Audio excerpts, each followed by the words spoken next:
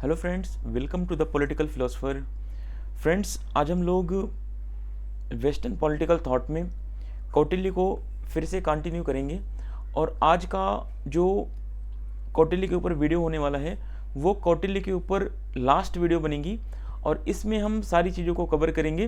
तो आप लोग इस वीडियो सीरीज़ को ज़रूर देखिएगा अंत तक, क्योंकि इस वीडियो सीरीज़ ये पार्ट नंबर 8 में जो हम पढ़ने जा रहे हैं इसमें हम कुछ एग्ज़ाम बूस्टर्स को भी ऐड किए हुए हैं जो आपके एग्ज़ाम में आपको बूस्ट करने का काम करेगा।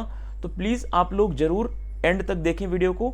और इसके पहले वाले पार्ट नंबर 7 में हमने देखा था कि कौटिल्य की जो विदेश नीति है ना, कौटिल्य की जो फॉरेन पॉलिसी है, उस फॉरेन पॉलिसी के हमने सैद्धांतिक पक्षों के बारे में चर्चा की थी।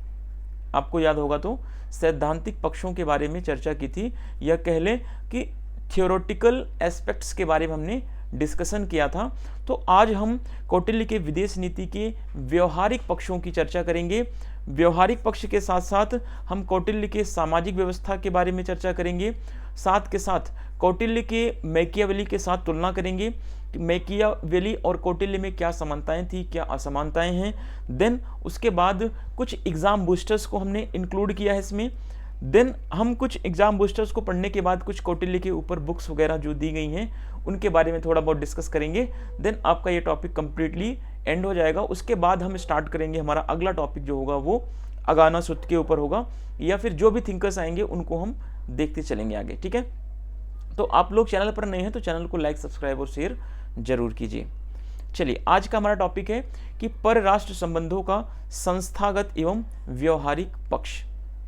ठीक है, हमने पहले वाले में नीतिगत और सैद्धांतिक पक्षों की बात की थी।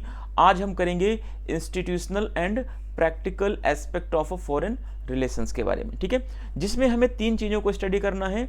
व्यवहारिक पक्ष में कौन कौन सी चीज़ें आती हैं कौटिल्य के अनुसार, तो दूत व्यवस्था, मैसेंजर सिस्टम हम देखेंगे, गुप्तचर व्यवस्था या इंटेलिजेंस सिस्टम, या इसको हम स्पाई सिस्टम भी कहते हैं।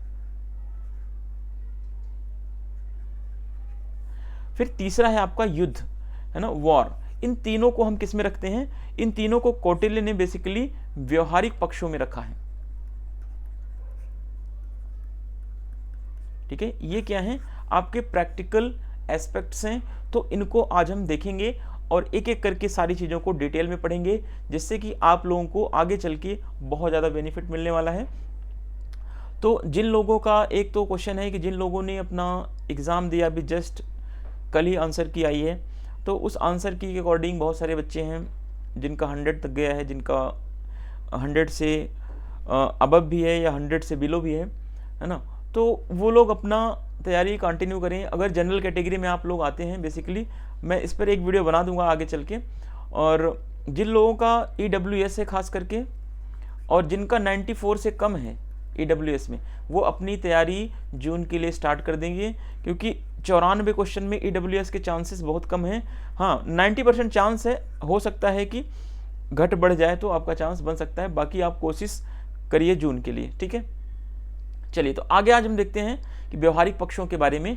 तो सबसे पहले चर्चा करेंगे दूत व्यवस्था या मैसेंजर सिस्टम के बारे में। कौटिल्य ने बेसिकली 3 प्रकार के दूतों की बात की है।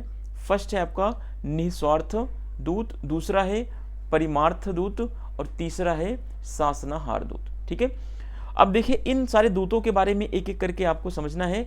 कभी कभी एग्जाम में, खास करके आप BPSC वगैरह का एग्जाम दे रहे हैं, छोटे छोटे एग्जामिनेशन होते हैं, है ना, बिहार वगैरह का, तो वहाँ पर ऐसे क्वेश्चन पूछ जाते हैं कि कौटिल्य ने दूत व्यवस्था के कितने प्रकार बताए, कितने दूत के प्रकार बताए हैं। तो दूत के इन्होंने 3 प्रकार बताए हैं। तो अब देखिए निस्वार्थ दूत क्या होता है? वे राजदूत जो अपनी विवेक बुद्धि से राजा की ओर से निर्णय करने की शक्ति रखते हैं, इनको बोला जाता है निःसृष्टार्थ दूत बोला जाता है। ठीक है, यानी कि वे ऐसे दूत हैं जो राजा की तरफ से संधि करते हैं, समझौते करते हैं, है ना। ये राजदूत ऐसे दूत कहलाते हैं जो विदेशों में जाते हैं, जो दूसरे देश में जाकर के अगर राजा नहीं जा पा रहे हैं तो राजा अपनी तरफ से इन राजदूतों को भेजता है, जो राजा की तरफ से ये निर्णय लेने में अपनी योग्यता और अपनी कुशल या अपनी कुशलता को प्रदर्शित करते हैं। ठीक है, they are ambassador who have the power to take decision on behalf of the king using their discretion। ठीक है। तो निःसृष्टार्थ दूत ऐसे दूत होते हैं जो राजा की तरफ से डिसीजन लेने की क्षमता या सामर्थ्य रखते हैं। ऐसे दूतों को कौटिल्य ने निःसृष्टार्थ दूत के अंतर्गत रखा है। फिर आता है परिमार्थ दूत, परिमितार्थ दूत है। परिमितार्थ दूत क्या होते हैं कि ये अमात्य की बजाय 1/4 गुणों वाला होता है, ठीक है। इसमें इसे केवल निश्चित मामलों में ही समझौते का अधिकार होता है। यह हर मामलों में निर्णय नहीं लेता, ये कुछ गिने चुने मामलों में निर्णय लेने का अधिकार परिमितार्थ दूत को दिया गया है। 1/4 of the other qualities of Amatya, he has the right to compromise only in the certain matter, ठीक है। तो ये सर्टेन मैटर्स में ही निर्णय लेता है, जिसको परिमितार्थ दूत कहा जाता है। फिर है शासनहार दूत। शासनहार दूत क्या है? यह केवल संदेश वाहक होता है, यानी कि संदेश को एक राज्य से दूसरे राज्य में पहुंचाता है। अगर ए नाम के राजा ने संदेश भेजा बी नाम के राजा के पास, तो ये मैसेंजर क्या करता है? शासनहार, ये संदेश को ले आकर के डिलीवर करता है दूसरे स्टेट में या दूसरे राजा के पास, ठीक है। तो ये रही आपकी दूत व्यवस्था। तो अब दूत व्यवस्था के कुछ कार्यों के बारे में चर्चा कर लेते हैं कि दूत करते क्या हैं, इनका क्या फंक्शन होता है, ठीक है। दूत राजाओं के बीच संदेशों का आदान प्रदान करते हैं, पहला काम है इनका, ठीक है। एक राजा से दूसरे राजा के बीच अगर कोई संदेश जाना है तो कौन ले जाता है? मैसेंजर ले जाते हैं, या इनको दूत बोला जाता है, ठीक है। दूत गुप्तचर का भी कार्य करते हैं। ये कभी कभी ऐसी सूचनाएं राजा को प्रदान करते हैं जो राज्य के हित में हो या राज्य के अहित में, दोनों चीजें होती हैं, तो उसको ये गुप्तचर के रूप में भी काम कर जाते हैं कभी कभी। ये दूसरे राज्य की आंतरिक स्थिति, जिसमें आप सैन्य शक्ति, जनमत स्थिति आदि की जानकारी अपने राजा को ये दूत देते रहते हैं। देखिए, दूत का काम होता है, जब दूत संदेश पहुंचाने का बेसिकली काम करता है। तो जब एक दूत दूसरे राज्य में जाता है संदेश लेकर के, यानी मान लीजिए ए नामक राज्य से दूत गया बी नामक राज्य में, ठीक है। तो बी में गया, तो बी में जाएगा तो यहाँ के रहन सहन, रीति रिवाज, परंपराएं, क्या व्यवस्थाएं हैं, उन सबको देखता है। यहाँ पे आंतरिक शांति कैसी है, आंतरिक अशांति कैसी है, यहाँ का वातावरण कैसा है, सैन्य व्यवस्था कैसी है, यहाँ पर शासन का संचालन कैसे हो रहा है, प्रजा खुशी है या नहीं है, प्रजा कल्याण हो रहा है नहीं हो रहा, इन सारी चीज़ों की जानकारी भी ये इकट्ठा करके लाता है और अपने ए नामक राजा को ये सारी जानकारी देता है। तो ये दूत के कार्य भी इन्हीं कार्यों में इंक्लूड कर दिए जाते हैं, ठीक है। चलिए आगे देखते हैं। अब अगर एक एग्जाम्पल के थ्रू आपको अगर बोला जाए कि जाइए, अगर आप मान लीजिए दिल्ली में रहते हैं या इलाहाबाद में रहते हैं या कहीं भी आप किसी भी स्टेट में रहते हैं, ठीक है। अगर आपको बोला जाए या आप अपने दोस्त के साथ, मान लीजिए कि आप इलाहाबाद में रहते हैं, आप दूसरे बी नामक स्टूडेंट्स के पास गए, है ना, कोई मैसेज लेकर के, तो उसके घर पे जाएंगे तो आप वहाँ पे देखेंगे कि वो कैसा रहता है ना, और क्या पढ़ता है, कितनी बुक्स हैं उसके पास, कितनी किताबें हैं, कौन कौन सी नोट्स रखता है ना। तो ये सारी चीज़ें आप जब जाएंगे देखने उसके घर पे या उससे मिलने जाएंगे, तो सारी चीज़ों को आप क्या करते हैं? नोट डाउन करते हैं। हाँ यार, ये तो ये पढ़ता है ये। तो वैसे दूत भी जब संदेश लेकर जाते हैं दूसरे राज्य में, तो दूसरे राज्यों में क्या क्या शासन व्यवस्थाएं हैं, कैसे चीज़ें चल रही हैं, कैसे नहीं चल रही हैं, उन सारी चीज़ों को दूत देखता है और राजा को आकर के उनके बारे में सूचनाएं देता रहता है। Messengers exchange message between the kings. Messenger also works as a spices, ठीक है। तो ये स्पाइसेस की जैसा भी काम करता है या उसका कभी कभी कार्य कर देता है। They give information about the internal situation of the king other kingdom like a military strength and public opinion to the other kings, ठीक है, या देयर किंग्स। तो अपने किंग्स को जो मैसेंजर है वो दूसरे स्टेट्स के बारे में इंफॉर्मेशन, और जो भी चाहे वो मिलिट्री स्ट्रेंथ को लेकर हो, चाहे वो पब्लिक ओपिनियन को लेकर के हो, सारी इन्फॉर्मेशन जो है वो दूत जो है अपने किंग को प्रोवाइड करता रहता है। चलिए आगे देखते हैं। राजदूत का प्रमुख कार्य क्या है कि शत्रु राज्य में रहते हुए अपने राज्य के हितों की रक्षा की वृद्धि करना, ये राजदूत का प्रमुख कार्य है। आज भी आप देखते होंगे कि अलग अलग देशों में अम्बेसी बनाई जाती है, ठीक है। तो हर देशों में अम्बेसडर होते हैं। तो जैसे इंडिया में अमेरिका की एम्बेसी है, चाइना की एम्बेसी है ना, रसिया की एम्बेसी है, फ्रांस की एम्बेसी है। तो हर स्टेट की अपनी अपनी एम्बेसी बना रखी है सबने। तो ये एम्बेसी क्या करती है? ये एम्बेसी एक तो सारी सूचनाओं को इकट्ठा करती है, और जो जिस स्टेट का एम्बेसी होगा वो अपने देश में उन सूचनाओं को, इन्फॉर्मेशंस को वो सेंड करता रहता है, ठीक है। राजदूत जो है शत्रु राज्य में फूट के बीज बोकर भी अपने राज्य के हितों की वृद्धि करता रहता है। तो ये भी एक राजदूत का कार्य माना गया है। नोट करके है, कौटिल्य ने दूत को राजा का मुख कहा है, ठीक है, क्योंकि ये राजा की तरफ से कभी कभी डिसीजन भी लेते हैं, यानी कि राजा की कही हुई बात दूत की कही हुई बात की जैसे ही मानी जाती है। तो राजा के मुख से निकला हुआ शब्द और दूत के मुख से निकला हुआ शब्द ये माना जाता है कि ये राजा के शब्द हैं, ठीक है। The main work of a ambassador is a protect and enhance to interest of his state while staying the enemies state, ठीक है। The ambassador also enhances the interest of his state by the sowing the seeds of a discord and the enemy state, ठीक है। तो ये enemy state में हमेशा जो वो कहते हैं कि एनिमी स्टेट्स में ये हमेशा क्लैश को बढ़ाते रहते हैं और अपने स्टेट के इंटरेस्ट को ये हमेशा आगे बढ़ाते हैं। Note, Kautilya has called the ambassador the mouth of the king, ठीक है। एम्बेसडर के कहे हुए शब्द भी राजा के शब्द माने जाते हैं जब वह संदेश लेकर के जाता है। तो फिर आगे देखते हैं गुप्तचर व्यवस्था या इंटेलिजेंस सिस्टम इसी को बोलते हैं, या कह लें स्पाई सिस्टम, ठीक है। कौटिल्य ने गुप्तचर को राजा का क्या नाम दिया है? नेत्र दिया है, ठीक है।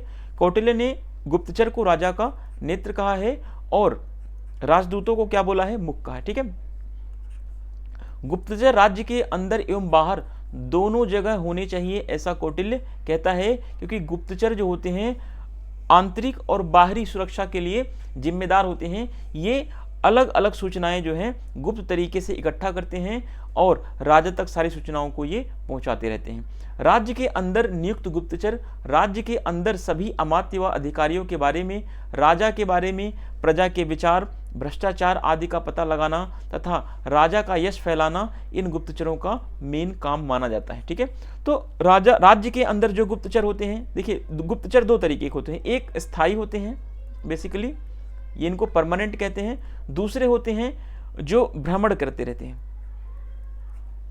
भ्रमणशील होते हैं, ठीक है। भ्रमणशील जो होते रहते हैं ये राज्य में या राज्य के बाहर भी घूम घूम कर सूचनाएं इकट्ठा करते रहते हैं। जो अस्थायी होते हैं ये राज्य के अंदर ही रहते हैं और राज्य के अंदर रह करके मंत्रियों की सूचनाएं या अलग अलग जो अधिकारी हैं उनके बारे में सूचनाएं इकट्ठा करते हैं और राजा तक सारी सूचनाओं को ये पहुंचाते हैं कि राज्य के अंदर क्या चीज़ें चल रही हैं, क्या चीज़ें नहीं चल रही हैं, है ना। उनके बारे में गुप्तचर व्यवस्था के माध्यम से राजा को सारी चीज़ें पता चलती रहती हैं। Kautilya has called the spy the I of the king. Spy should be the present both inside and outside the kingdom, ठीक है। तो जो स्पाइज होते हैं ये स्टेट के इनसाइड भी होते हैं और स्टेट के आउटसाइड भी रहते हैं। तो इनसाइड और आउटसाइड दोनों जगह रह करके ये क्या करते हैं, राजा के लिए या किंग के लिए इंफॉर्मेशंस इकट्ठा करते रहते हैं। The main work of spy appointed in the kingdom is to find out about the all ministers and officers in the kingdom, ठीक है। स्पाई इसकी नियुक्ति इसलिए की जाती है क्योंकि ये जो है मिनिस्टर्स के बारे में, ऑफिसर्स के बारे में या अन्य जो अधिकारी हैं उनके बारे में ये सूचनाएं इकट्ठा करते रहें। कहीं ये अधिकारी या मिनिस्टर कोई ऐसा कार्य तो नहीं कर रहा जिससे राज्य को नुकसान हो रहा हो, जिससे स्टेट को हार्म्स पहुंच रहे हैं, है ना। The opinion of the public, the opinion of the people about the king, corruption etc and to spread the fame of the king. यहाँ तक कि स्पाई क्या करते हैं, जो स्पाई हैं ये चेक करते हैं कि कहीं कोई अधिकारी करप्शन तो नहीं फैला रहा, ठीक है। और साथ के साथ ये पब्लिक ओपिनियन को भी इकट्ठा करते हैं। ये देखते हैं कि राजा के प्रति लोगों का क्या विचार है, राजा को लेकर पब्लिक के मन में क्या संतोष है या असंतोष है, प्रजा राजा की सुखी है या नहीं सुखी है। तो इन सारी चीज़ों के बारे में भी ये चीज़ें फैलाते रहते हैं। और साथ के साथ इनका एक फेमस काम होता है कि राजा की पॉपुलैरिटी को भी आगे बढ़ाना गुप्तचरों का काम होता है। अब देखिए राज्य के बाहर नियुक्त गुप्तचरों का कार्य क्या होता है, शत्रु राज्य की आंतरिक स्थिति के बारे में पता लगाना, दुश्मन राज्य जो होता है उस दुश्मन राज्य के अंदर क्या चल रहा है उसके बारे में जो बाहरी गुप्तचर होते हैं वो पता लगाते हैं। साथ के साथ सैनिक शक्ति की जानकारी प्राप्त करते हैं कि उस शत्रु राज्य के पास कितनी सेनाएं हैं, कितनी शक्तिशाली है, कितनी शक्तिशाली सेना नहीं है। फिर शत्रु का वध करना भी गुप्तचरों का काम है। शत्रु राज्य में फूट डालना गुप्तचर करते हैं। शत्रु राज्य के अमात्य व प्रजा को राजा के विरुद्ध करना भी गुप्तचरों का काम माना जाता है। ठीक है, the work of spices appointed outside the state is to obtain information about the internal situation of the enemy state. It is military strength, killing the enemies and creating division in the enemies state. तो enemies state में division बनाते हैं और जो enemy stage हैं उनके बारे में इंफॉर्मेशन इकट्ठा करते रहें, चाहे वो इंटरनल इन्फॉर्मेशन हो चाहे एक्सटर्नल इन्फॉर्मेशन हो, वो सारे इन्फॉर्मेशंस को जो है मैसेंजर स्पाई जो होते हैं वो इकट्ठा करते रहते हैं। ठीक है, turning the minister and people of the enemy state against the king. ठीक है, और खास करके मिनिस्टर्स और पीपल्स को एनिमी स्टेट्स के जो पीपल हैं, एनिमी स्टेट्स के जो मिनिस्टर हैं, उनको क्या करते हैं, ये किंग्स के अगेंस्ट में खड़ा करते हैं, ये किंग्स के अगेंस्ट में उनको लाते हैं। ठीक है, अब यहाँ पर अगला क्वेश्चन आपके सामने बनता है कि कौटिल्य ने कितने प्रकार के गुप्तचर बताए हैं। ठीक है, कौटिल्य ने कितने प्रकार के गुप्तचरों की बात की है, तो कौटिल्य ने 9 प्रकार के गुप्तचरों की बात की है। ठीक है, अब इन 9 गुप्तचरों को इन्होंने 2 पार्ट में डिवाइड किया है। एक तो इन्होंने बताया, एक होता है स्थायी गुप्तचर, दूसरा है भ्रमणशील गुप्तचर। ठीक है, तो गुप्तचर को इन्होंने 2 भागों में बांटा है, ध्यान रखना। कौटिल्य ने गुप्तचर को 2 भागों में बांटा है। एक तो स्थायी गुप्तचर, स्थायी गुप्तचर में इन्होंने 5 प्रकार के गुप्तचरों की चर्चा की है। ठीक है, जिसमें कापटिक गुप्तचर आते हैं, उदयस्थ गुप्तचर आते हैं, गृहपतिक गुप्तचर आते हैं, वैदेहक और तापस नामक गुप्तचरों को इन्होंने स्थायी गुप्तचरों में रखा हुआ है। फिर आगे भ्रमणशील गुप्तचर, यानी वे गुप्तचर होते हैं जो टहल टहल करके अलग अलग प्रकार की सूचनाएं लाते हैं। ठीक है, इनमें सत्री, त्रिक्ष, रशद और परिवाज्रिका, ये 4 गुप्तचर ऐसे हैं जो भ्रमणशील गुप्तचर होते हैं। ठीक है, तो अब इन्हीं के बारे में हम एक एक करके समझेंगे कि इनके क्या काम हैं, कौन कौन से गुप्तचरों को क्या क्या कार्य सौंपा गया है, इनके बारे में एक एक करके हम यहाँ पर समझते हैं। चलिए पहले देखेंगे स्थायी गुप्तचर। ठीक है, स्थायी गुप्तचर में पहला नंबर है कापटिक गुप्तचर, यानी कि दूसरों के रहस्यों को जानने वाला यह है। दबंग और विद्यार्थी की वेशभूषा में रहने वाला गुप्तचर क्या कहलाता है, कापटिक गुप्तचर। ये दूसरे की सूचनाओं को जानने का, दूसरे के रहस्यों को जानने के लिए अपॉइंट किया जाता है, और इनकी वेशभूषा कैसी होती है, विद्यार्थियों की वेशभूषा में ये हमेशा रहते हैं। ठीक है, फिर है उदास्थित गुप्तचर। अब सन्यासी के वेश में ये रहते हैं। सन्यासी के वेश में अपने शिष्यों सहित कृषि, पशुपालन, व्यापार के नियत स्थानों में रहकर अपना कार्य करने वाला गुप्तचर जो है उदास्थित गुप्तचर कहलाते हैं। ठीक है, फिर अगला है आपका गृहपतिक गुप्तचर। बुद्धिमान, पवित्र हृदय और गरीब किसान के वेश में रहने वाला गुप्तचर। ठीक है, ये ऐसी अपनी वेशभूषा बनाते थे जिससे कि लोगों की राय या लोगों का ओपिनियन ये जान सकें और राजा को लोगों की राय के बारे में बताएं कि लोगों का राजा के प्रति क्या वर्ताव है, क्या उनका व्यवहार है, कैसे राजा को मानते हैं, कैसे राजा को वो नहीं मानते हैं। ठीक है, फिर नेक्स्ट है वैदेहक गुप्तचर। ये हमेशा व्यापारी के वेश में रहने वाले गुप्तचर हैं। ठीक है, फिर नेक्स्ट है आपके तापस गुप्तचर। जीविका के लिए ये सिर मुंडाए या जटा धारण किए हुए रहते हैं और राजा का कार्य करने के लिए ये राजा के कार्य करने वाले ये गुप्तचर, ठीक है, तापस गुप्तचर कहलाते हैं। यानी कि वे गुप्तचर जो या तो जटा जूट रखा रखते हैं, है ना, या तो ये टकले रहते हैं हमेशा, तो इनको तापस, ये 5 प्रकार के गुप्तचर जो हैं स्थायी गुप्तचरों में आते हैं, तो इनको आप याद रखना। ठीक है, और बेसिकली अगर बात किया जाए तो 9 प्रकार के गुप्तचरों की बात इन्होंने की है कि 9 टाइप्स के जो होते हैं गुप्तचर हैं। ठीक है, फिर अगला आता है आपका भ्रमणशील गुप्तचर। भ्रमणशील गुप्तचर में क्या है, सत्री। ठीक है, ऐसे गुप्तचरों को राजा के संबंधी न हो किंतु जिनका पालन पोषण राजा के लिए आवश्यक हो, जो सामुद्रिक विद्या, ज्योतिष, व्याकरण, वशीकरण, इंद्रजाल, धर्मशास्त्र में निपुण हो, उन्हें कौटिल्य ने सत्री की संज्ञा दी है। ठीक है, लेकिन ये गुप्तचर राजा के निकट नहीं होते, राजा के कोई सगे संबंधी नहीं होते, लेकिन फिर भी ये राजा के लिए कार्य करते हैं। ठीक है, फिर अगला है तीक्ष्ण गुप्तचर। देश में रहने वाले ऐसे व्यक्ति जो धन के लिए अपने प्राणों की भी परवाह न करके हाथी, बाघ और सांप से भी भिड़ जाते हैं, उन्हें कौटिल्य तीक्ष्ण गुप्तचर कहता है। ठीक है, तीक्ष्ण गुप्तचर ऐसे गुप्तचर हैं जो अपने जान की परवाह नहीं करते। ठीक है, ये किसी से भी भिड़ जाते हैं। और अगला है आपका तीसरा नंबर रसद गुप्तचर।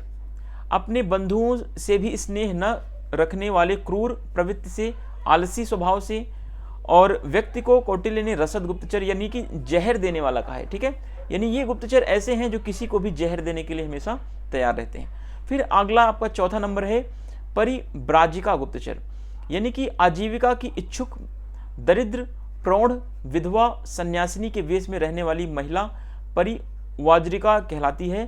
तो ये ऐसी महिला होती है जो गरीब, दरिद्र, विधवा स्त्रियां, इन सबको इन्होंने परिव्राजिका गुप्तचर व्यवस्था में नियुक्त करने की सलाह दी है। ठीक है, तो इन चीज़ों को आप जरूर ध्यान में रखिएगा कि 9 टाइप्स के गुप्तचर हैं यहाँ पर, और अस्थाई और अस्थाई और भ्रमणशील गुप्तचरों में डिवाइड किया गया है इनको। चलिए,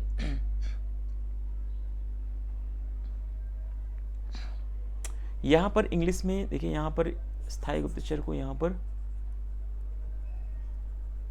परमानेंट और यहाँ पर वॉन्डरिंग।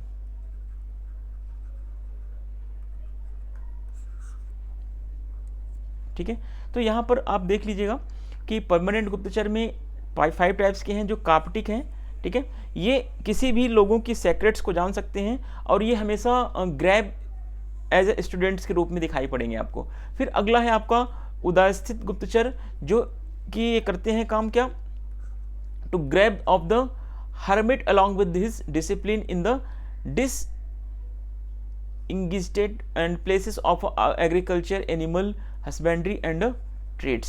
तो ये ऐसे गुप्तचर हैं उदास्थित गुप्तचर जो कि कहाँ पे रहते हैं, जो एग्रीकल्चर या एनिमल हस्बेंड्री इन सब के वेशभूषा में ये हमेशा अपने आप को रखते हैं। फिर है अगला गृहपथिक, जो कि इंटेलिजेंस का काम करते हैं। ठीक है, ये गरीब फार्मर के रूप में बने रहते हैं, ये पुअर फार्मर के रूप में काम करते हैं।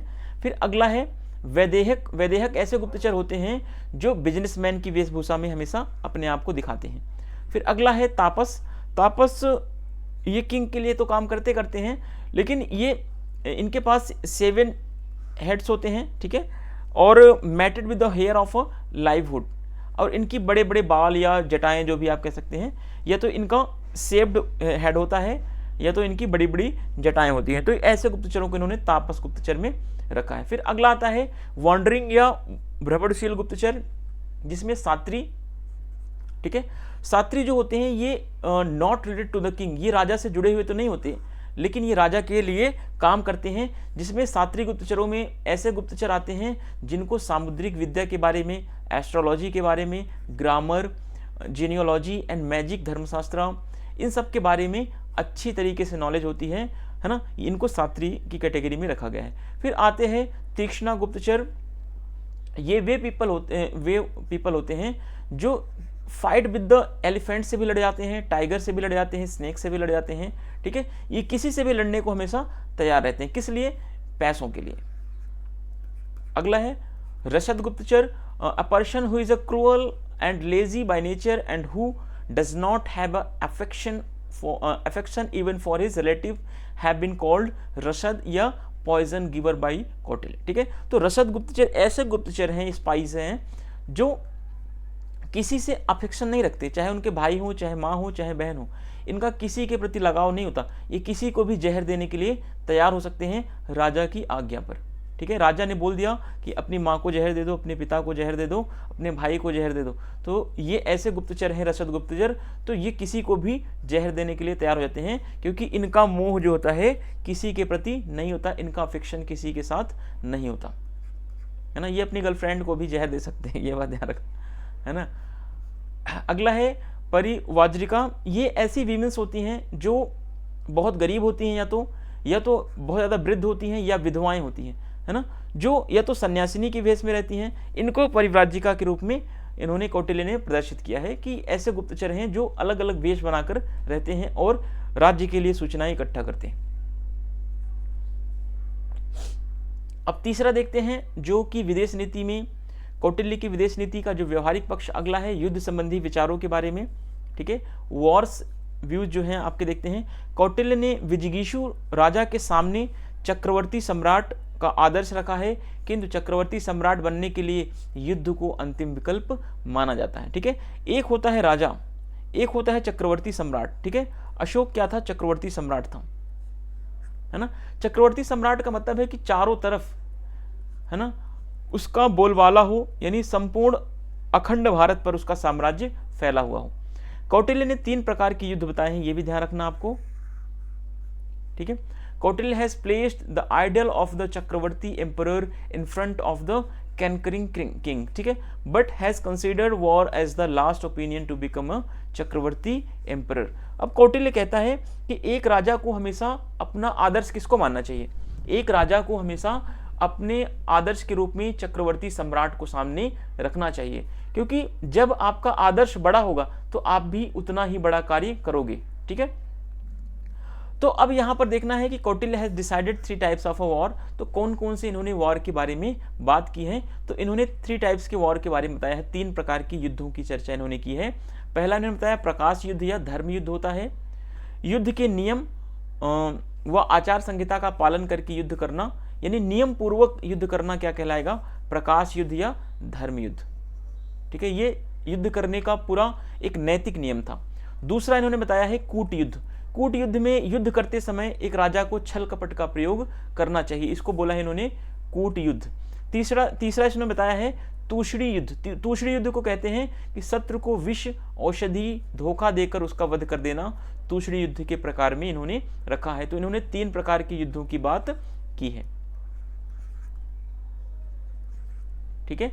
प्रकाश युद्ध और धर्म युद्ध, fighting a war by following the rules and code of conduct, ठीक है, यानी ऐसे वॉर्स को फॉलो करना, ऐसे रूल्स को फॉलो करना जब वॉर चल रहा हो जिसमें कोड ऑफ कंडक्ट बनाया गया हो, जिसमें प्रॉपर तरीके से रूल को फॉलो किया जाए, है ना, जो लीगल हो, जो एथिकल हो, उसको प्रकाश युद्ध के नाम से कौटिल्य ने बताया है। दूसरा होता है कूट युद्ध, इसको हम डिप्लोमेसी फाइट भी कह सकते हैं, जिसमें fighting a war with deceit and fraud, जिसमें फाइट्स तो हम कर रहे हैं लेकिन धोखे से और छल कपट के द्वारा फाइट किया है, तो इसको बोलते हैं कूट युद्ध, ठीक है।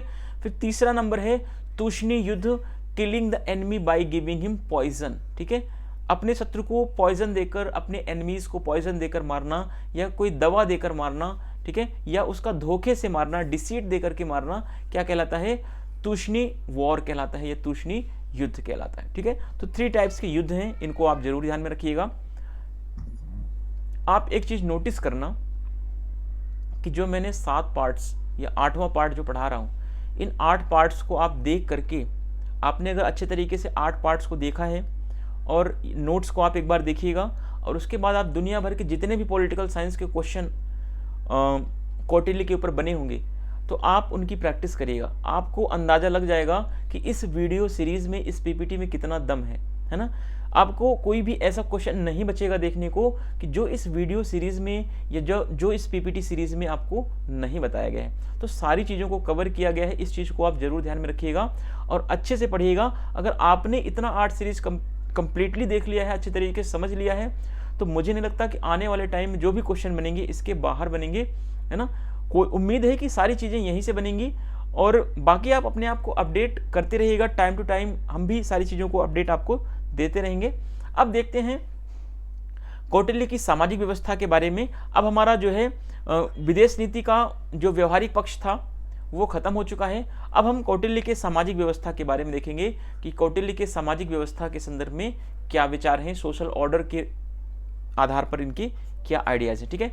सामाजिक जीवन को धर्म पर आधारित होना चाहिए, ऐसा कौटिल्य कहते हैं कि समाज में जितने भी व्यक्ति रह रहे हैं उन व्यक्तियों के जीवन में धर्म का महत्व बहुत ही जरूरी है, और हर व्यक्ति को धार्मिक या धर्म का पालन करना चाहिए। अब उनका धर्म क्या है, राजधर्म का पालन करना ही कौटिल्य ने कहा है कि मेन धर्म है। हर व्यक्ति को राजधर्म का पालन करना चाहिए, यानी कि राजा की आज्ञा का पालन करना चाहिए। अगला देखते हैं, अर्थशास्त्र वर्णों पर आधारित भेदभाव को नहीं मानता है, ठीक है, तथा प्रशासन में योग्यता के आधार पर सभी को समान अवसर देने की बात करता है। कौटिल्य ने अर्थशास्त्र में बताया है कि जिस व्यक्ति के अंदर योग्यता है, योग्यता के आधार पर प्रशासनिक अधिकारियों की नियुक्ति की जाएगी, ना कि वंश परंपरा के आधार पर। ध्यान रखना इस बात को। कौटिल्य ने अधिकारियों को भर्ती करने में, मंत्रियों को भर्ती करने में योग्यता के आधार पर अवसर देने की बात की है, ठीक है। अब कौटिल्य ने जीवन को 4 भागों में बांटा है, जिनको इन्होंने आश्रम व्यवस्था कहा है, जिसमें आपने पहले ही पढ़ लिया था, ब्रह्मचर्य, गृहस्थ, वानप्रस्थ और संन्यास आश्रम। ये सारी चीजें आपने कहाँ पे पढ़ी थी? तो आपको याद होगा कि आपने धर्मशास्त्र पढ़ा था, ठीक है, धर्मशास्त्र में ये सारी चीजें आपने स्टडी कर ली थी। सोशल ऑर्डर के बारे में बात करें तो social life should be based on अ धर्म, ठीक है। यहां पर धर्म का मतलब ये नहीं है कि आप पूजा पद्धति ये सब चीजों को फॉलो करें, ठीक है। यहां पे धर्म का मतलब है कि एक प्रजा का कर्तव्य क्या है, प्रजा का राजा के प्रति कर्तव्य क्या है, उस कर्तव्य को भली भांति फॉलो करना, या उस कर्तव्य का या उस ड्यूटीज को अच्छे तरीके से फॉलो करना ही कौटिल्य के लिए धर्म है, ठीक है। अब देखते हैं, Arthashastra does not believe in a discrimination based on a varna and give the equal opportunity to all of the basis of merit in administration. तो कौटिल्य कहता है कि एडमिनिस्ट्रेशन में किसी की भी अगर अपॉइंटमेंट करनी है तो वो मेरिट के बेस पर होनी चाहिए, ना कि किसी अन्य आधार पर, ठीक है। आगे देखिए, life is divided into 4 parts which are called ashram system, brahmacharya, grihastha, वानप्रस्थ एंड संन्यास आश्रम। ये 4 आश्रम के प्रकार हैं। तो इन आश्रमों को आप अच्छे से पढ़िएगा भी और समझिएगा भी कि किन आश्रमों का क्या ईयर वाइज भी है। आगे देखिए,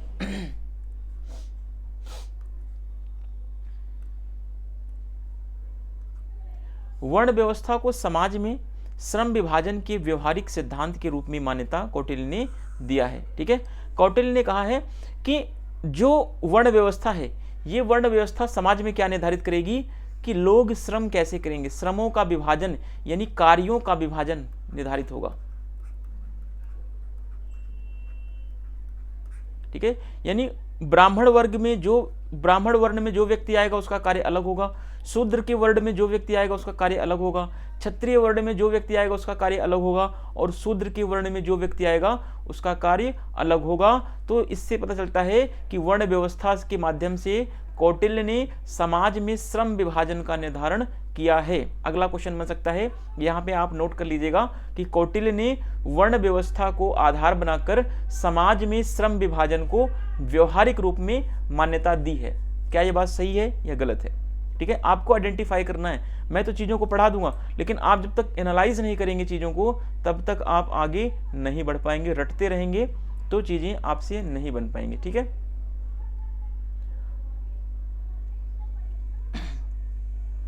चलिए एक बार फिर से देखते हैं, वर्ण व्यवस्था को समाज में श्रम विभाजन के व्यवहारिक सिद्धांत के रूप में इन्होंने मान्यता दी है। अगला देखते हैं, मनु के विपरीत कौटिल्य ने स्त्रियों और शूद्रों के संपत्ति के अधिकारों को मान्यता दी है ना। ये भी एग्जाम में क्वेश्चन बन सकता है कि कौटिल्य और मनु के विचारों में क्या समानताएं और क्या असमानताएं हैं। फिर मनु ने महिलाओं को और शूद्रों को संपत्ति के अधिकार में अधिकार नहीं दिया है, ठीक है। लेकिन वहीं पर कौटिल्य ने स्त्रियों को भी और शूद्रों को भी संपत्ति रखने का अधिकार दिया है। यह संपत्ति के अधिकार की मान्यता को इन्होंने आगे बढ़ाया है। तो ये चीज़ थोड़ा सा ध्यान रखिएगा, क्योंकि ऐसे पॉइंट्स होते हैं जो आपके एग्जाम में डायरेक्टली इनपुट हो जाते हैं। Recognises the varna system as a practical principle of division of labour in a society and unlike Manu, Kautilya recognise the property rights of a women in a and Shudras, ठीक है। तो शूद्रास एंड वीमेन्स के property rights का इन्होंने support किया है, जबकि मनु ने नहीं सपोर्ट किया है। चलिए आगे देखते हैं, वर्ण सामाजिक व्यवस्था के बाद हम देखेंगे कौटिल्य के धर्म संबंधी विचारों को देखेंगे, ठीक है। धर्म संबंधी क्या विचार हैं?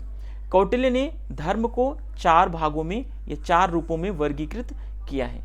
पहला इन्होंने बताया है कि धर्म एक सामाजिक कर्तव्य के रूप में है, ठीक है। इन्होंने कहा कि धर्म का मतलब क्या है? धर्म का मतलब है ईश्वर की पूजा करना या आराधना करना नहीं।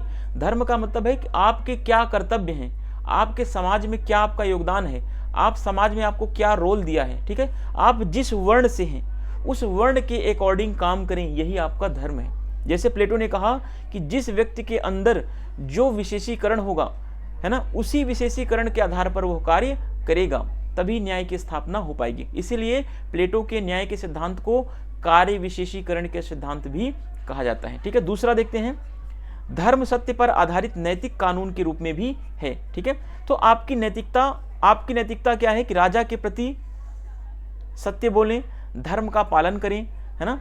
फिर अगला है, इन्होंने बताया कि धर्म संबंधी विचारों में धर्म एक नागरिक कानून के रूप में इन्होंने बताया। नागरिक कानून का मतलब है कि आप राज्य के नागरिक हैं, तो आपका धर्म क्या है? राज्य की सुरक्षा करना, राज्य के प्रति अपने दायित्वों का निर्वहन करना, राज्य से चोरी ना करना, राज्य के प्रति धोखा ना देना, ये सब क्या है? ये सब कौटिल्य ने धर्म के रूपों में वर्गीकृत किया है। धर्म कर्मकांडों के निर्वहन के रूप में भी है, कुछ आपको कर्मकांड भी करने पड़ेंगे, तो इसके रूप में भी इन्होंने धर्म को दर्शाया है बेसिकली। ठीक है, कुछ रिचुअल्स होते हैं, कुछ परंपराएं होती हैं, उन परंपराओं को फॉलो करना भी धर्म के रूप में इन्होंने संबंधित किया है। Religion related views, Kautilya has classified धर्म इनटू द 4 फॉर्म्स। ठीक है, इन्होंने 4 फॉर्म्स में धर्म को डिवाइड किया है।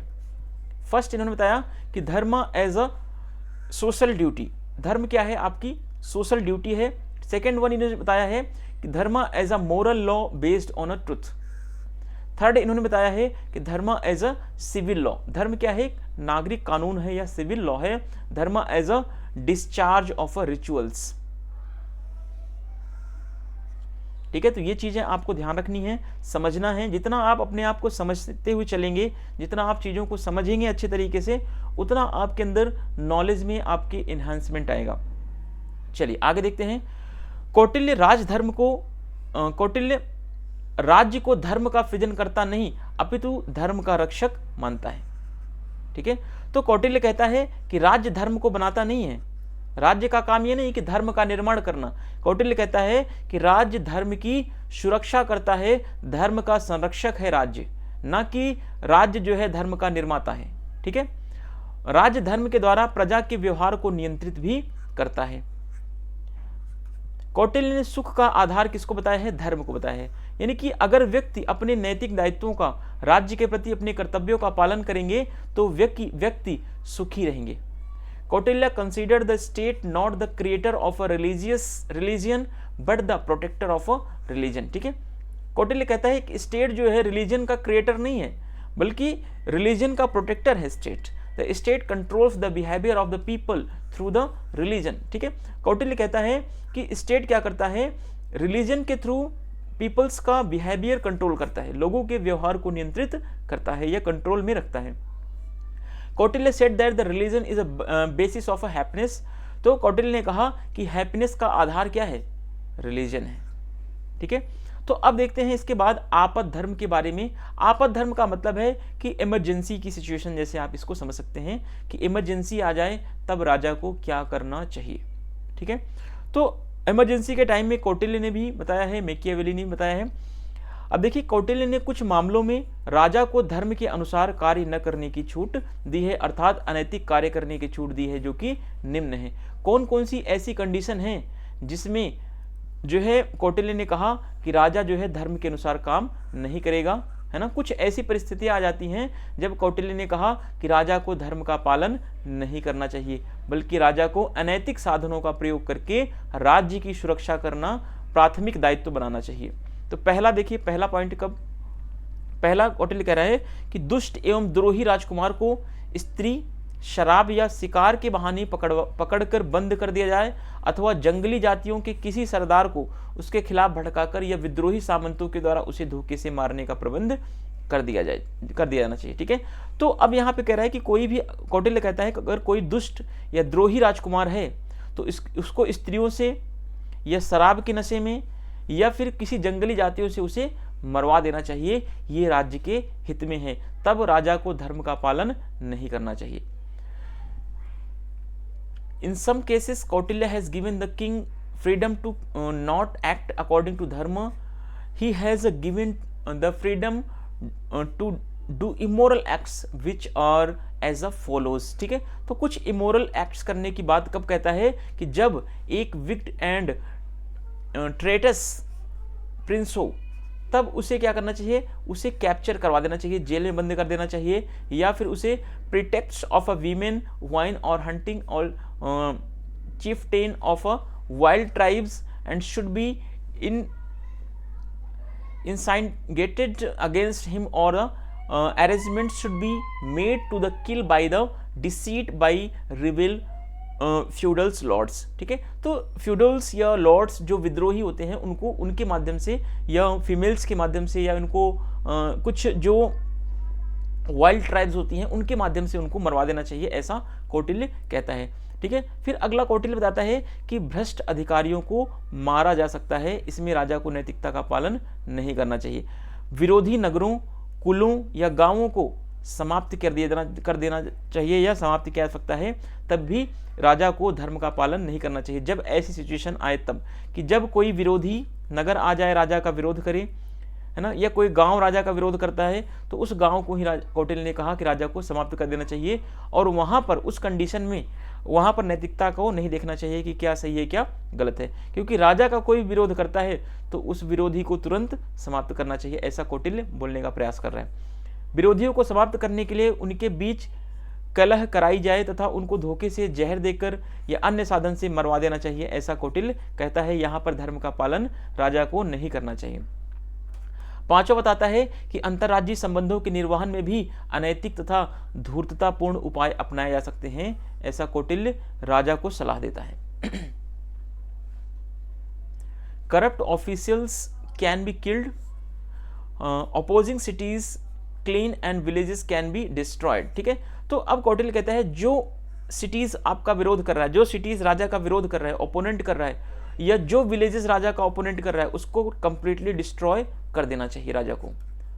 अगला है to eliminate the opponents discord should be created among them and tried should be killed by the deceit, poison और अदर मीन्स। ठीक है, तो अब जो भी राजा का विरोधी है, जो भी राजा का ओपोनेंट्स हैं, किंग्स का ओपोनेंट्स हैं, उसको तुरंत डिफीट करना चाहिए, उसको तुरंत किल्ड कर देना चाहिए।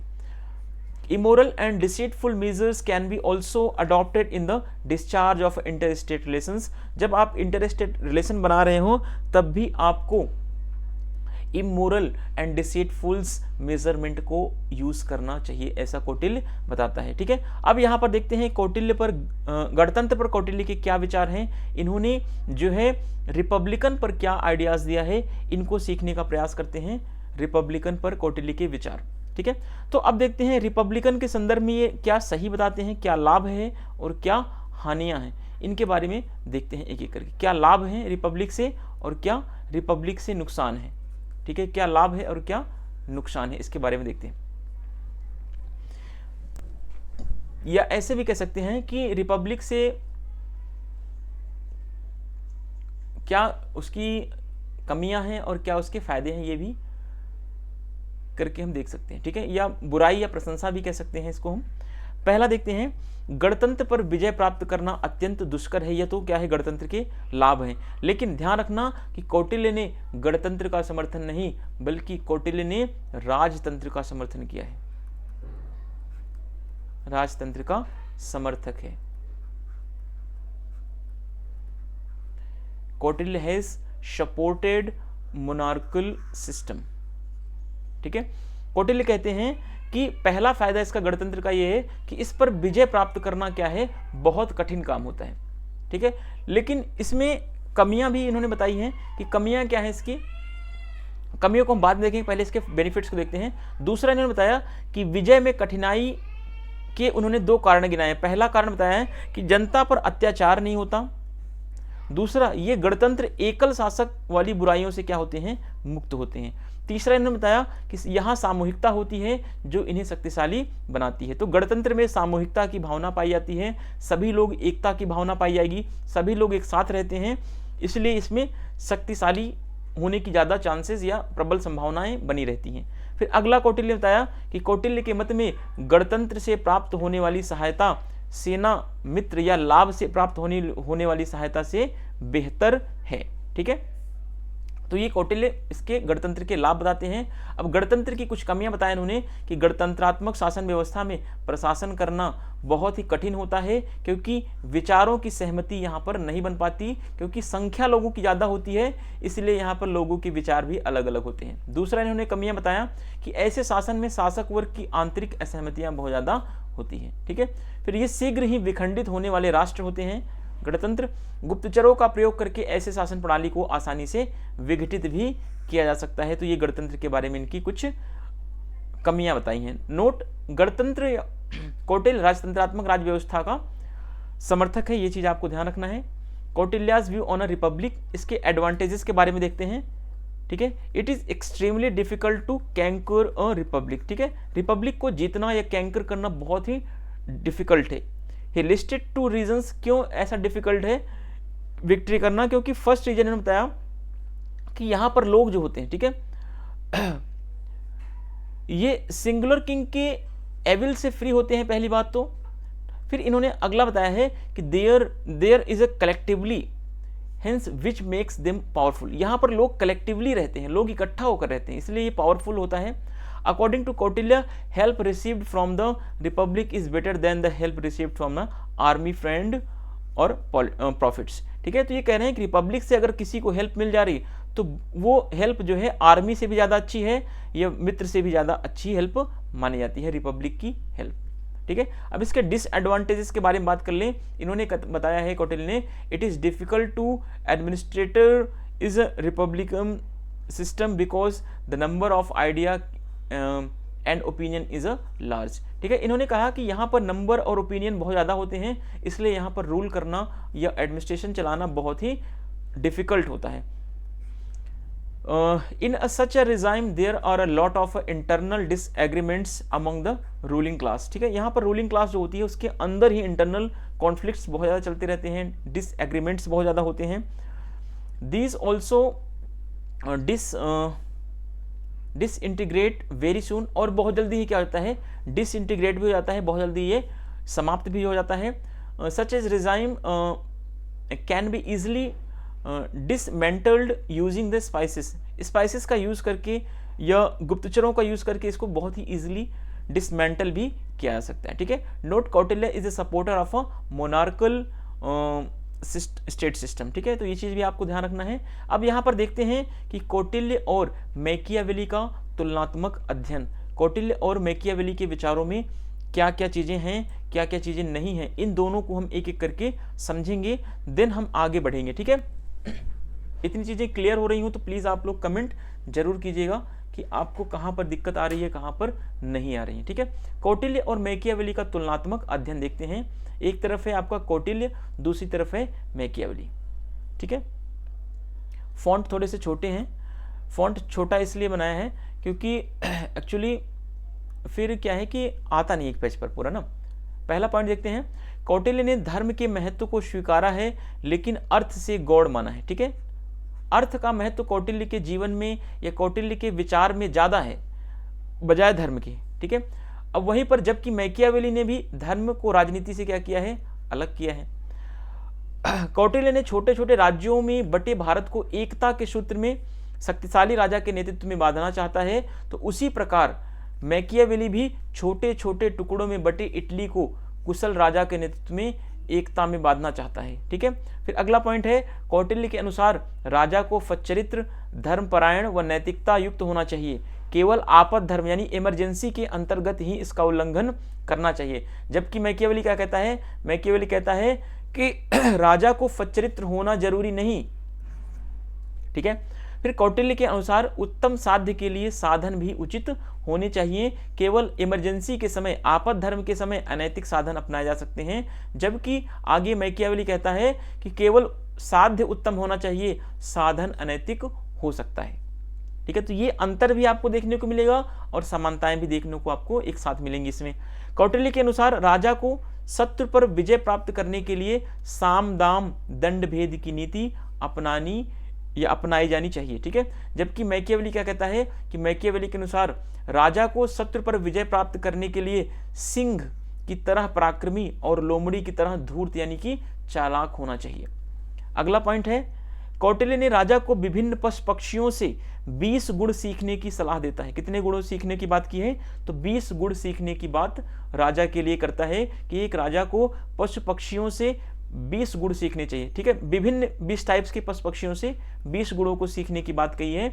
जबकि मैकियावेली ने केवल दो पशुओं यानी कि सिंह और लोमड़ी के गुण राजा को सीखने की सलाह देता है, ठीक है। तो यहाँ पर कौटिल्य ने राजा के लिए 2 पशुओं के गुणों की बात की, लोमड़ी और शेर के गुण होने चाहिए राजा के अंदर। जबकि कौटिल्य ने कहा कि राजा के अंदर 20 पशु पक्षियों के गुण होने चाहिए या उसको सीखना चाहिए ऐसे कि राजा को कभी कभी ऐसी आवाज़ निकालनी चाहिए जैसे पशु पक्षियों की, मोर की, है ना, सिंह की गर्जन, लोमड़ी की तरह आवाज़ निकालना सीखना चाहिए। हर तरीके के गुण राजा के अंदर होने चाहिए।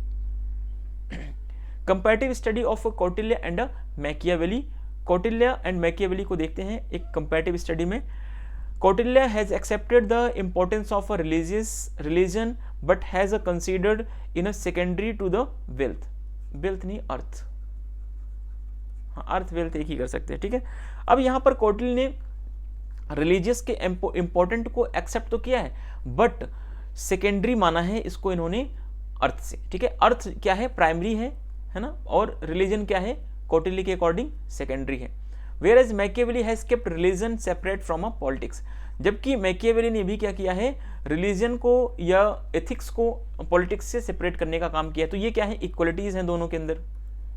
Kautilya wanted to unite India which was the divided into small states under the leadership of a powerful king, ठीक है। तो कौटिल्य ने इंडिया को यूनाइट करने की बात की जो कि अलग अलग स्टेट्स में डिवाइड था, छोटे छोटे स्टेट्स में। सिमिलरली ऐसे ही मैकियावेली भी कहता है कि Machiavelli also wants to unite the Italy which is divided into small pieces under the leadership of an unable king, ठीक है। फिर अगली बात देखते हैं। According to Kautilya the king should be of a good character, religious and moral. He can violate his only under the आपद्धर्मा। कौटिल्य कहते हैं कि किंग को रिलीजियस होना चाहिए, मोरल होना चाहिए, लेकिन आपद धर्म के समय, इमरजेंसी के टाइम पे वो वायलेशन यूज कर सकता है। और whereas according to Machiavelli, जबकि मैकियावेली कहता है it is not necessary for the king have to good character, ठीक है। मैकियावेली कहता है कि राजा को गुड कैरेक्टर नहीं होना चाहिए, जरूरी नहीं है कि राजा अच्छा दिखे या उसका अच्छा कैरेक्टर हो। According to Kautilya, for a good goal, the means must be appropriate. Only in the time of emergency can unethical means adopted. Kautilya कहता है कि वैसे राजा का गोल जो होता है वो अच्छा होना चाहिए और गोल्स को यूज करने के लिए अच्छे मीन्स का यूज करना चाहिए, है ना। बट कहता है कि ओनली इमरजेंसी टाइम में, कौटिल्य कहता है इमरजेंसी के टाइम में अनएथिकल मीन्स को अडॉप्ट कर सकता है राजा। जबकि according to meanwhile whereas according to Machiavelli only the objective should be good, the means can be immoral. According to Kautilya the king should adopt the policy of साम दाम दंड भेद एंड दंड to conquer the enemy. enemy को जीतने के लिए, enemy से जीतने के लिए 4 तरीके की पॉलिसीज इन्होंने अडॉप्ट की है। कौटिल्य ने बताया साम दाम भेद एंड दंड की बात की है। जबकि whereas according to Machiavelli the conquer the enemy, the king should be as a powerful as a lion, as cunning as a fox, ठीक है। शेर की तरह, लायन की तरह पावरफुल होना चाहिए मैकियावेली कहता है, और कनिंग की तरह फॉक्स की तरह कनिंग होना चाहिए, धूर्त होना चाहिए, बिल्कुल ना। नेक्स्ट है Kautilya advises king to learn 20 qualities from the various animal and birds. जबकि वहीं पर बात करता है whereas Machiavelli advises to the king to learn the qualities of only 2 animals, lion and fox, ठीक है। ये इतना आपका मैकियावेली कंप्लीट होता है यहाँ पर। और कुछ हम चीज़ों को देखेंगे यहाँ पर एग्जाम बूस्टर्स के थ्रू। एग्जाम बूस्टर्स आप अभी जितना पढ़ेंगे एग्जाम बूस्टर्स को उतना भी आपको बूस्ट मिलता चला जाएगा, ठीक है। कौटिल्य ने अर्थशास्त्र में 17 प्रकार के कानूनों का वर्णन किया है, ये चीज भी आपको ध्यान रखना है। कौटिल्य के काल में रूपदर्शक एग्जाम में आया हुआ है, नेट के पेपर में रूपदर्शक के बारे में। रूपदर्शक क्या था, एक ऐसा अधिकारी था जो मुद्रा की जांच पड़ताल के लिए उत्तरदायी था, ठीक है, जो सिक्कों की जांच पड़ताल करता था या रुपए पैसे की जांच करता था। कौटिल्य ने रोजगार के 3 साधनों का उल्लेख किया है। कौन कौन से रोजगार के तरीके बताए हैं? कृषि के द्वारा, व्यापार के द्वारा और पशुपालन के द्वारा। 3 तरीके से रोजगार की बात कौटिल्य ने की है। Kautilya has described 17 types of law in अर्थशास्त्र। इन Kautilya's era रूपदर्शक was an officer who was responsible for checking the currency, ठीक है, या coins, इन सबको चेक करने के लिए रूपदर्शक रिस्पॉन्सिबल ऑफिसर था। Kautilya has mentioned 3 means of the employment, agricultures, business and animal husbandry. अब आगे देखिए, कौटिल्य वर्ण व्यवस्था का पक्षधर है, पर मनु के विपरीत वर्ण का आधार जन्म को नहीं बल्कि ये कर्म आधारित वर्ण व्यवस्था का समर्थन करता है, ठीक है। अब यहां से भी क्वेश्चन बन सकता है, इसलिए मैंने यहां पर इसको जो है कि एग्ज़ाम बूस्टर में ऐड किया है, क्योंकि एग्ज़ाम में ये सारे पॉइंट्स आए हुए हैं किसी ना किसी एग्ज़ाम में, है ना। बाकी जब एग्ज़ाम के लिए क्वेश्चन मैं करवाऊंगा तो वहाँ से भी आपको चीज़ें क्लियर करवा दूंगा। कौटिल्य वर्ण व्यवस्था का क्या है, पक्षधर है। वर्ण व्यवस्था की बात की है इन्होंने, है ना। लेकिन इसने कहा कि वर्ण व्यवस्था जो होगी वो जन्म के आधार पर नहीं होगा कि जो ब्राह्मण वर्ग में जन्म ले लिया तो ब्राह्मण बन गया, नहीं, कर्म के आधार पर होगा। अगर आपका कर्म शूद्रों वाला है, आपने ब्राह्मण वर्ग में जन्म लिया है तो आपको शूद्र की कैटेगरी में रखा जाएगा। अगर आप शूद्र हैं, अगर आपका कर्म जो है ब्राह्मणों का है, तो यानी आप पूजा पद्धति वेद पाठों का अध्ययन करते हैं तो आपको ब्राह्मण के वर्ग में या वर्ण में रख दिया जाएगा, ठीक है। महिला उत्तराधिकार का इन्होंने समर्थन किया है। दंड में समानता के सिद्धांत के विरोधी हैं। ये कह रहे हैं कि सबको समान दंड नहीं मिलना चाहिए, समान दंड नहीं मिलना चाहिए। ये इंपॉर्टेंट है, बहुत ज्यादा इंपॉर्टेंट, ठीक है, क्योंकि इन्होंने कहा कि समान अपराध के लिए भी समान दंड नहीं मिलना चाहिए। इन्होंने कहा कि वर्ण व्यवस्था के आधार पर दंड मिलना चाहिए। इन्होंने कहा कि जो ऊंची जातियों के लोग हैं उनको कम दंड और जो निम्न जाति के लोग हैं उनको अधिक दंड मिलना चाहिए। धर्मनिरपेक्ष राजनीति व धर्म और राजनीति का पृथक्करण इन्होंने किया है, मैकियावेली ने भी किया है। लोक कल्याणकारी राज्य के ये समर्थक हैं। ये सारी चीजें क्या हैं आपके एग्जाम में आपको बूस्ट अप देंगी।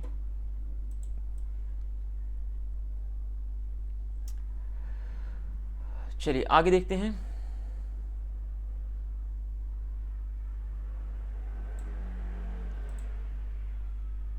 Kautilya is in favour of a varna system but unlike Manu, Manu की तरह नहीं, varna is a based on the karma. Kautilya का वर्ण कैसे किस पर आधारित है, कर्म पर बेस्ड है, ठीक है, and not a by birth, birth पर बेस्ड नहीं है। सपोर्ट्स द फीमेल इनहेरिटेंस की सपोर्ट करता है ये फीमेल्स के बारे में, और support to the principle of equality in punishment,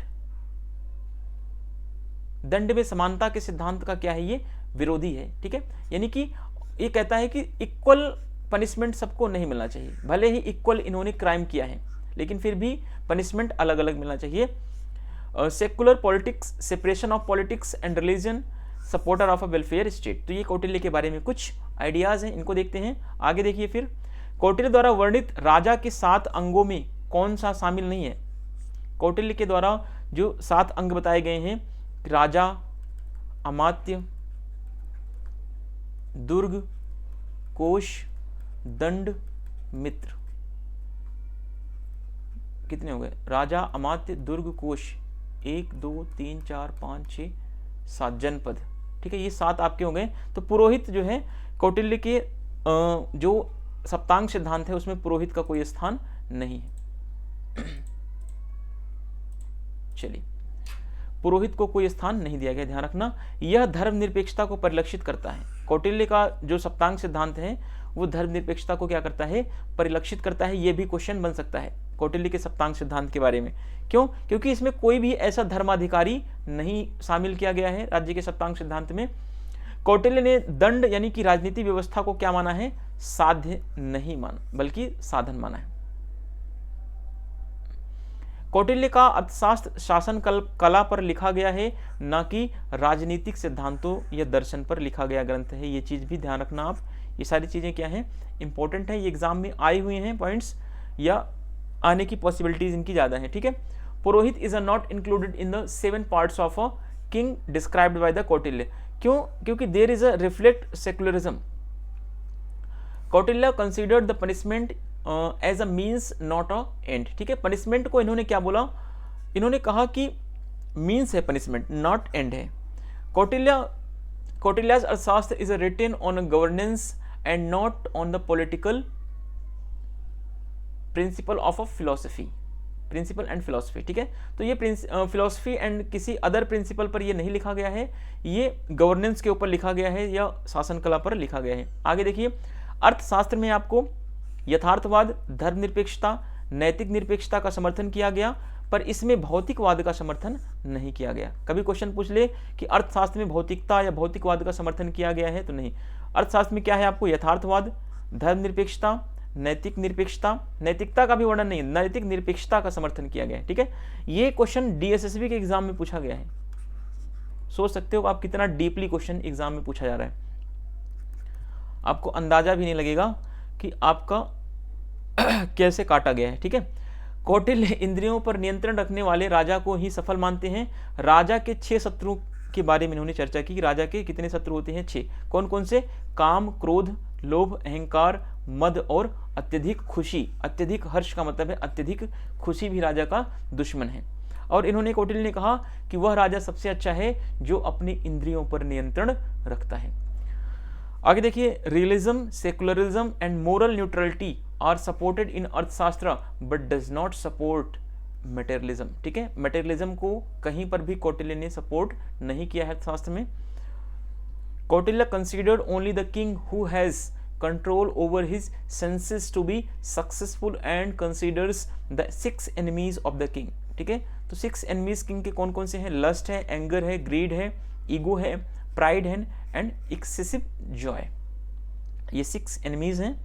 अब नारी के अधिकारों से संबंधित अनेक प्रावधान अर्थशास्त्र में देखने को मिलते हैं, खास करके उत्तराधिकारों के नियमों व संपत्ति के अधिकार संबंधी नियमों का भी कौटिल्य ने वर्णन किया है। महिलाओं के उत्तराधिकार संबंधी या महिलाओं के संपत्ति संबंधी अधिकारों के बारे में इन्होंने चर्चा की है। अर्थशास्त्र में ऊंची और नहीं और नीची जाति के मध्य प्रचलित भेदभाव का वर्णन भी इन्होंने किया हुआ है। राज्य की सुरक्षा एवं इस हेतु निरंकुश संप्रभुता का वर्णन भी इन्होंने किया है। मैकियावेली की भांति कौटिल्य की इस साध्य होती कोई साधन अपनाने की सलाह राजा को देते हैं। ठीक है, अब मैकियावेली की तरह कौटिल्य ने भी कहा है कि साध्य की प्राप्ति के लिए, है ना, राज्य की सुरक्षा के लिए किसी भी प्रकार का कोई भी साधन अपना सकता है राजा को कोई भी साधन अपनाना चाहिए जब राज्य की सुरक्षा खतरे में आ जाए, यानी कि राज्य के हितों को पूरा करने के लिए राजा को किसी भी प्रकार का कोई भी साधन अपना लेना चाहिए। ठीक है, There are many provisions related to the rights of women in Arthashastra, the rules of inheritance and property rights also the described. Discrimination between the upper and lower caste is also described in Arthashastra। ठीक है, अर्थशास्त्र में आपको upper and lower caste के बारे में description भी देखने को मिल जाएगा। The security of a state and for this autocratic sovereignty is described like Machiavelli, Kautilya advises the king to adopt any means to achieve this goal। ठीक है, अब मैकियावेली की तरह भी कौटिल्य ने बोला है कि अपने अचीव को, अपने लक्ष्य को प्राप्त करने के लिए, अपने गोल को अचीव करने के लिए किसी भी मीन्स को आप अडॉप्ट कर सकते हो, किसी भी चीज को आप अडॉप्ट कर सकते हो, कोई सा भी तरीका आप यूज कर सकते हो। ठीक है, अब कौटिल्य से संबंधित कुछ महत्वपूर्ण पुस्तकें लिखी गई हैं, जैसे Kautilya concept of diplomacy a new interpretation, ये है भारती मुखर्जी की बुक है। कौटिल्य अर्थशास्त्र एंड अप्रेजल, ये है पुष्पेंद्र कुमार की बुक है। Kautilya the first great political realist, Roger Boesche की है। Kautilyanomics for a modern time, Shri Ram Bala Subramanian की है। ठीक है, फिर अगला है चाणक्य टुडे, दीपावली सेन। ये बहुत ही इंपॉर्टेंट बुक है जो कि अमेजॉन पर मैंने इस बुक को पढ़ा था थोड़ा सा, अमेजॉन का किंडल वर्जन जो आता है उसमें मैंने इस बुक को पढ़ा था, चाणक्य टुडे को। बहुत अच्छी बुक है, आप कभी टाइम लगे तो आप चाणक्य टुडे जरूर पढ़िएगा, दीपावली सेन की बुक है ये। ठीक है, तो ये कौटिल्य के ऊपर कुछ बुक्स लिखी गई हैं, उनको आप जरूर ध्यान रखिएगा। हालांकि मैं इसमें आपको कौटिल्य से रिलेटेड कोई क्वेश्चन नहीं करवा रहा हूँ, मैं क्वेश्चन आपको तब करवा दूंगा जब हम कौटिल्य को, जब बेस्ट इंडियन पॉलिटिकल थॉट को कंप्लीट कर लेंगे, देन हम कोशिश करेंगे कि इंडियन पॉलिटिकल थॉट के ऊपर चैप्टर वाइज चैप्टर क्वेश्चंस को हम आगे करेंगे। यह चैप्टर वाइज, जैसे हमने पॉलिटिकल थ्योरी पर क्वेश्चंस किए हैं चैप्टर वाइज, वैसे ही क्वेश्चन हम यहाँ पर भी western political thought, Indian political thought के ऊपर भी करेंगे। Thank you, thanks for watching. आप लोगों ने इतना समय दिया। अब अगला टॉपिक, हमारा अगला चैप्टर न्यू क्लास में स्टार्ट होगा। और वीडियो सीरीज पसंद आए तो पूरा वीडियो सीरीज जरूर आप देखिए और कमेंट के माध्यम से अपने आप को प्रदर्शित कीजिए, अपने आप की उपस्थिति या अपनी उपस्थिति दर्ज कराइए कि आप लोग वीडियो देखते हैं या नहीं देखते हैं। ठीक है, जो भी चीज़ें आपके मन में डाउट्स हों उनको कमेंट्स के माध्यम से आप जरूर बताइएगा। मिलते हैं नेक्स्ट वीडियो में। Thank you, thanks for watching.